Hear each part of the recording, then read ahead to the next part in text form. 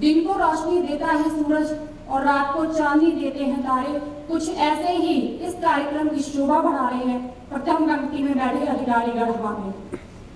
जैसा कि हम सभी आज 15 अगस्त के शुभ अवसर पर यहाँ एकत्रित हुए हैं, देशभक्ति गीत सुन रहे हैं, भारत माता की जय बोल रहे हैं और हम कह रहे हैं कि हम एक आजाद भारत के नागरिक हैं।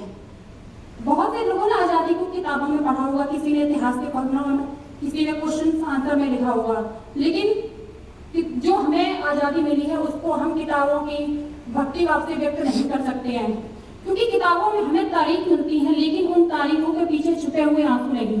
किताबों में हमें आंदोलन मिलते हैं लेकिन उन आंदोलनों में चली लाठियों की चोट महसूस नहीं होती। आजादी पाने के लिए कितनी सदियों का अटल संघर्ष था, कितनी रातों की बेचैनी थी, कितनों ने अपने प्राण त्याग दिए और कितनी माताओं की गोद सूनी थी। आजादी किसी एक हाथ से नहीं मिली, आजादी करोड़ों हाथों की मुट्ठी बनने से मिली है, जिसको मैं 2 लाइन में व्यक्त करूंगी।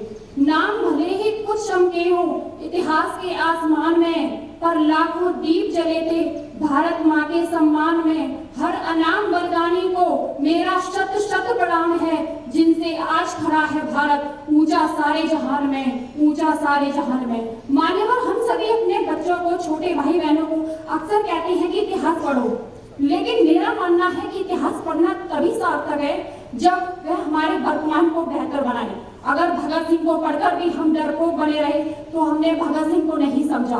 अगर गांधी जी को पढ़कर भी हम सत्य का सम्मान ना कर सके तो हमने गांधी जी को नहीं समझा।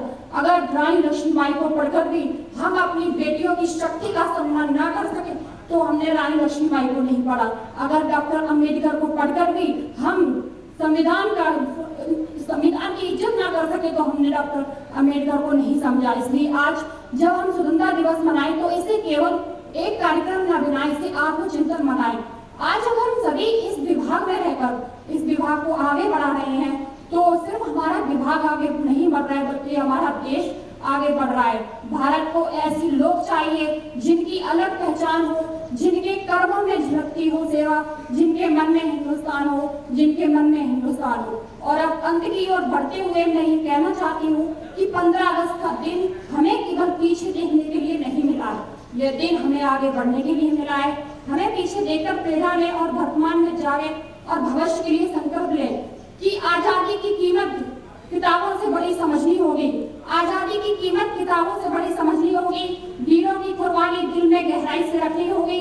तिरंगा केवल फहराने से ऊंचा नहीं होता, उसकी शान अपने जीवन में बढ़ानी होगी, उसकी शान अपने जीवन में बढ़ानी होगी। धन्यवाद। जय हिंद, जय भारत। बहुत ही खूबसूरती से आप अपनी बातें रख पाई हैं।